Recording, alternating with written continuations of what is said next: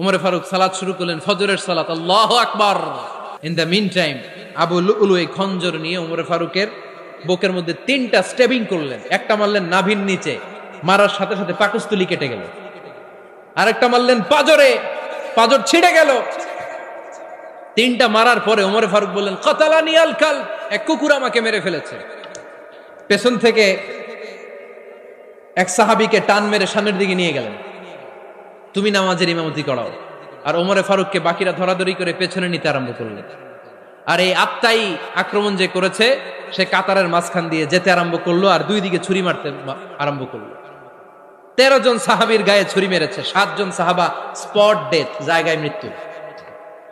এই ভয়ঙ্কর অবস্থা দেখে এক সাহাবী বুরনুস, এক ধরনের জুব্বা আছে মাথাওয়ালা, অনেকে জ্যাকেট পরছেন না এরকম মাথাওয়ালা, লম্বা জুব্বা আছে, আরবরা শীতে পড়ে মাথাওয়ালা, এই মাথাওয়ালা জুব্বা বের করে এক সাহাবী জালের মতো তার দিকে